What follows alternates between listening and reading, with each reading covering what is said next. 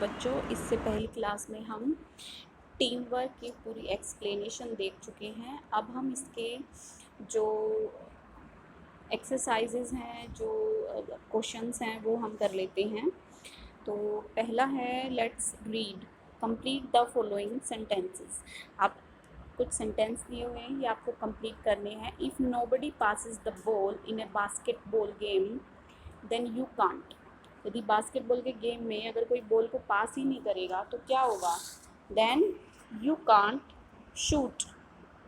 तो हम उसको आगे धकेल ही नहीं पाएंगे, शूट ही नहीं कर पाएंगे अगर हमारे पास कोई बास्केटबॉल को पास ही नहीं करेगा। तो ये SHOOT शूट। सेकंड है, in a relay race if no one passes the baton. यदि कोई बैटन को पास ही नहीं करेगा देन जो रिले रेस है वो आगे ही नहीं बढ़ेगी। Then relay race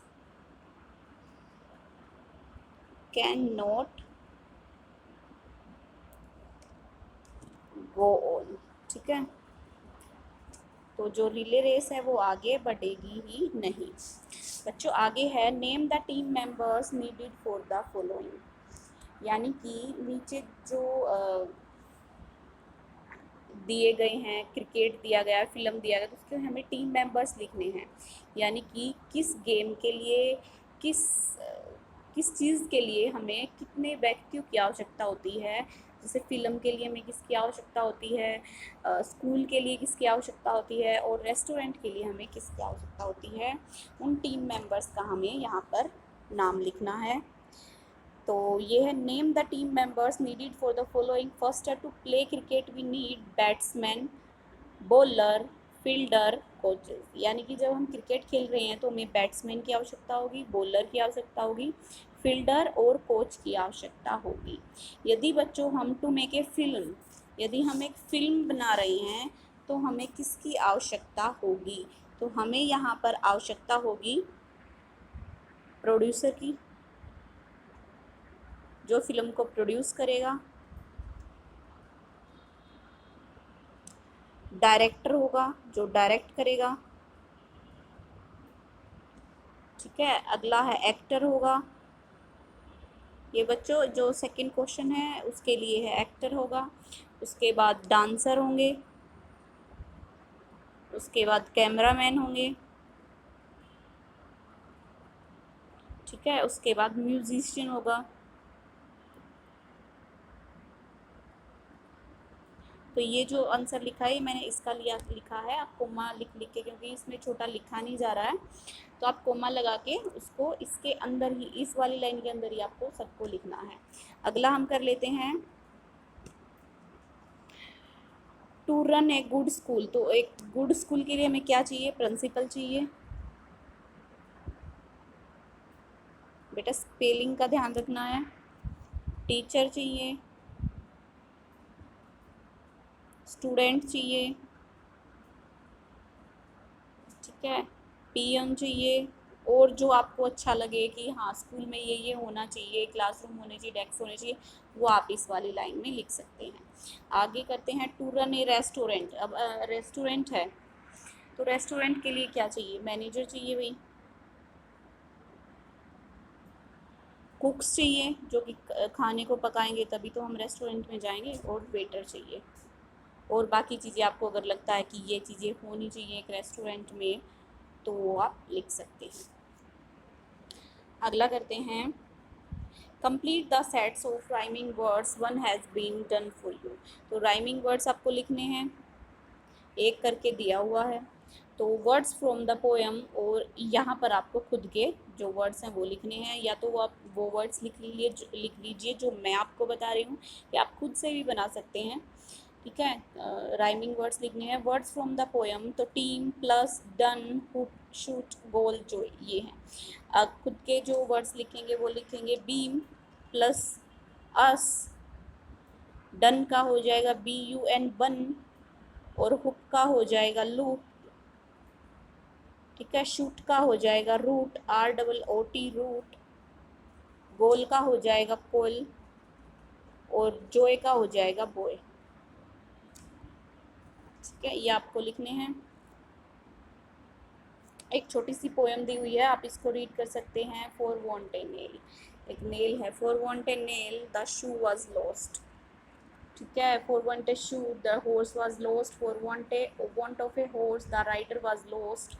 for want of a rider the battle was lost. For want of a battle the kingdom was lost, and all for the want of a horseshoe nail। होर्सशू की जो ये nail होती है आपने देखी होगी, जो horse के पैरों में लगाई जाती है। तो जो पूरी पोएम है वो किसके लिए होती है? एक होर्सशू नेल के लिए बनी होती है।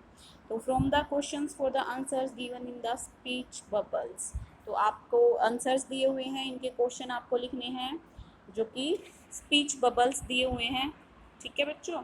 स्पीच बबल्स हैं ये वाले, ये रहे, ठीक है। इसमें आपको क्वेश्चंस लिखने हैं। तो पहला हम लिखेंगे द आंसर देख लेते हैं। The shoe was lost because of the nail. तो यहाँ पर हम लिखेंगे why was the shoe lost. Why was the shoe lost, ठीक है। दूसरे का हो जाएगा the kingdom was lost because the battle could not be fought, ठीक है। तो इसका जो क्वेश्चन होगा वो होगा why was the kingdom lost. Why was the kingdom lost. अगले का होगा why was the battle lost. Why was the battle lost. तो आपको ये बबल्स में ये वाले लिखने हैं। आगे है now make 3 more questions and answers from the poem team work. आपको क्या करना है कि 3 क्वेश्चन आंसर बनाने हैं जो कि टीम वर्क जो पोएम है उससे आपको लिखने हैं। तो ये काम आप खुद करिएगा कि टीम वर्क को पोएम को पढ़िए, ठीक है। फिर आप उसमें से क्वेश्चंस बनाने हैं। Look at the picture and answer the questions in one sentence using the word clues given in the box. नीचे बॉक्स दिया हुआ है, ठीक है, उसमें आपको कुछ क्लूज मिलेंगे। फिर उसके बाद आपको ये आंसर्स लिखने हैं पिक्चर को देख के। पहला क्वेश्चन है who is laying the bricks. Bricks को कौन लगा रहा है, ठीक है। तो ब्रिक्स का काम कौन कर रहा है? मिस्त्री कर रहा है। तो मिस्त्री कहाँ है? The mason. तो हम लिखेंगे the mason is laying the bricks. तो पहले का आंसर हो जाएगा the mason is laying the bricks, ठीक है। अगला है हमारे पास वो इज होल्डिंग द लेटर, ठीक है। The labourer. द लेबरर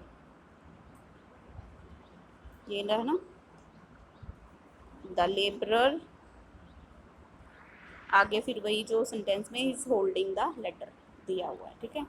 अगला है हमारे पास वो is the man on the letter. Letter पे कौन है? तो यहाँ पर हम लिखेंगे the man on the letter. The man on the letter, इतना लिख के उसके बाद हम लिखेंगे इज इलेक्ट्रीशियन,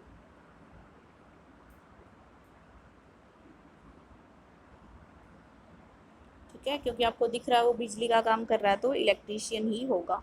अगला क्वेश्चन है वो is making the door. Door को कौन बना रहा है? तो डोर को कौन बनाता है? बड़ा ही काम करता है तो the carpenter. The carpenter is making the door. अगला है वो इज पेंटिंग द वॉल्स। तो द पेंटर।